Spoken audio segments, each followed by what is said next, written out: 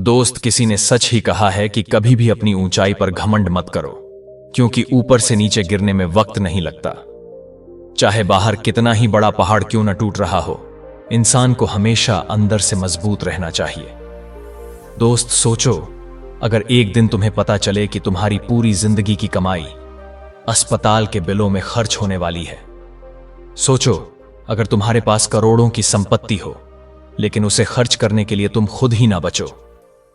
यह कहानी एक ऐसे आदमी की है जिसने पूरी जिंदगी पैसा कमाने में लगा दी, लेकिन जब असली समय आया तो उसके पास कुछ भी नहीं बचा, न सेहत, न सुख, न शांति। क्या तुम भी वही गलती कर रहे हो? आज की यह कहानी तुम्हारी सोच बदल सकती है, तुम्हारी जिंदगी बदल सकती है। तो वीडियो को अंत तक जरूर देखना, क्योंकि जो सीख आज तुम्हें मिलने वाली है वो तुम्हारे लिए करोड़ों रुपए से भी ज्यादा कीमती होगी।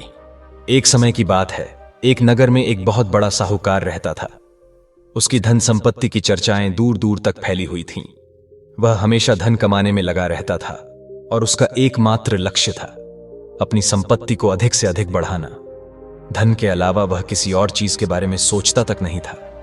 साहूकार अक्सर लोगों से कहता, मैं जिस काम में हाथ डालता हूं वह सोना बन जाता है। उसकी व्यापारिक सूझबूझ के कारण दूर दूर से लोग उससे सलाह लेने आते थे। धीरे धीरे यह सब देखकर साहूकार बहुत घमंडी हो गया। एक दिन उसके घर में एक बड़े विद्वान पधारे। साहूकार ने उन्हें प्रणाम किया और आदर सत्कार किया। दोनों के बीच बातचीत होने लगी, लेकिन साहूकार की बातों में विद्वान को घमंड साफ झलकता दिखा। कुछ देर बाद विद्वान वहां से जाने लगे। साहूकार ने उन्हें जाते हुए रोका और कहा, महाराज, मेरा एक काम कर दीजिएगा। इतना कहकर उसने एक आईना उठाया और महात्मा जी को देते हुए बोला, महाराज, जब भी आपको कोई मूर्ख या बेवकूफ व्यक्ति मिले तो यह आईना उसे दे दीजिएगा। यह कहते हुए साहूकार के चेहरे पर घमंड साफ झलक रहा था।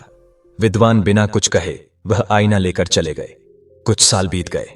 फिर एक दिन महात्मा को पता चला कि साहूकार बहुत बीमार है और मृत्युशैया पर पड़ा है। यह सुनकर महात्मा उससे मिलने उसके घर पहुंचे। साहूकार ने उन्हें प्रणाम किया और बैठने को कहा। महात्मा ने आसन ग्रहण किया और मुस्कुराते हुए बोले, पुत्र, तुम्हारी उम्र अब लगभग 40 से 45 वर्ष होगी, लेकिन तुमने इतनी जल्दी परलोक जाने की तैयारी कर ली है। साहूकार घबराया हुआ महात्मा के चरणों में गिर पड़ा और कांपती आवाज में बोला, गुरुदेव, मैं क्या करूं? मेरी तबीयत अचानक इतनी बिगड़ गई कि वैद्यराज ने कह दिया है कि अब मेरे पास बस कुछ ही दिन शेष हैं। मैं ज्यादा समय तक जीवित नहीं रह पाऊंगा। मेरा सारा धन, मेरी सारी संपत्ति इस बीमारी के इलाज में बह गई। अब मेरे पास एक भी रुपया नहीं बचा। मेरे मरने के बाद मेरा परिवार क्या करेगा? मेरी पत्नी, मेरे बच्चे कैसे जिएंगे? गुरुदेव, अब मैं क्या करूं? महात्मा बड़े ध्यान से साहूकार की बात सुनते रहे। उनके चेहरे पर न तो कोई आश्चर्य था, न ही कोई सहानुभूति, बस एक गहरी गंभीरता थी। फिर उन्होंने धीरे से अपनी झोली में हाथ डाला और एक आईना बाहर निकाला। वही आईना जो कभी इस साहूकार ने खुद उन्हें उपहार में दिया था। महात्मा ने आईने को साहूकार के सामने रखते हुए गंभीर स्वर में कहा, पुत्र, यह लो तुम्हारा आईना। मैं तुम्हें ही लौटा रहा हूं, क्योंकि मेरी नजरों में इस दुनिया का सबसे बड़ा मूर्ख तुम ही हो। साहूकार चौंक गया। उसकी आंखें महात्मा को अविश्वास से देखने लगीं। महात्मा आगे बोले, जिस व्यक्ति के पास अपार धन संपत्ति थी, जो अपनी हर इच्छा पूरी कर सकता था, उसने अपनी सबसे अनमोल चीज की कद्र ही नहीं की, अपनी सेहत। तुमने पूरी जिंदगी पैसे कमाने में लगा दी, लेकिन खुद का ख्याल रखना कभी जरूरी नहीं समझा। अब जब सब कुछ खत्म होने को है, तब तुम्हें अपनी गलती का एहसास हो रहा है। अपने जीवन की सारी कमाई को अब पानी की तरह बहा रहे हो, पर क्या तुम्हारी सेहत वापस लौट सकती है? सोचो, अगर तुमने पहले ही अपनी सेहत का ध्यान रखा होता तो क्या आज यह दिन देखना पड़ता? साहूकार की आंखों में आंसू आ गए। उसकी उंगलियां कांपते हुए आईने को थाम रही थीं। उसे एहसास हो चुका था कि उसने कितनी बड़ी भूल कर दी थी। महात्मा ने आगे कहा, धन वापस कमाया जा सकता है, लेकिन एक बार खोई हुई सेहत वापस नहीं आती। इसलिए यह आईना तुम्हें यह याद दिलाने के लिए दे रहा हूं कि असली संपत्ति पैसा नहीं, बल्कि तुम्हारा स्वास्थ्य है। अगर जीवन में फिर कभी मौका मिले तो अपनी सेहत को पहली प्राथमिकता देना। साहूकार की आंखों में पछतावे के आंसू थे, लेकिन अब बहुत देर हो चुकी थी। दोस्त, जरा सोचो, हम दिन रात मेहनत क्यों करते हैं, पैसे क्यों कमाते हैं? ताकि अपने सपनों को पूरा कर सकें, अपने परिवार को खुश रख सकें, अपने बीवी बच्चों की हर इच्छा पूरी कर सकें और एक आरामदायक लग्जरी जिंदगी जी सकें। लेकिन ये सब करने के लिए सबसे जरूरी क्या है? हमारा जिंदा रहना। अगर हम ही नहीं रहेंगे तो ये सब कैसे कर पाएंगे? कैसे अपने परिवार के चेहरे पर खुशी ला पाएंगे? कैसे अपने सपनों को हकीकत बना पाएंगे?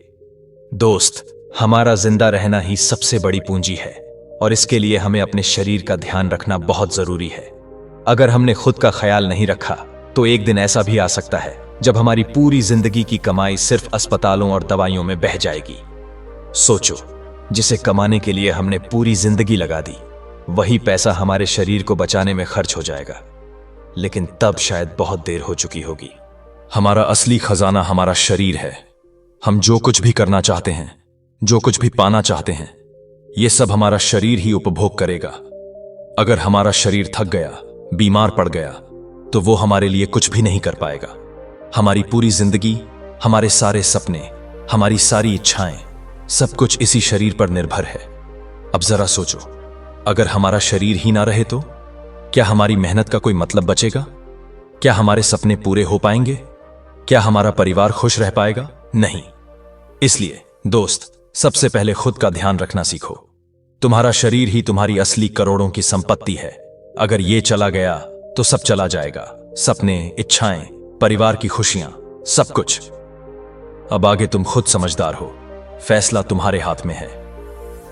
दोस्तों, अगर हमारे द्वारा बनाया गया यह वीडियो आपके जीवन में कोई बदलाव लाया है और आप अपने सारे सपने सच करना चाहते हैं, तो कृपया वीडियो को लाइक करें और हमारे GK गोल सेट चैनल को सब्सक्राइब करें, ताकि हम एक परिवार की तरह जुड़े रहें और बार बार मिल सकें।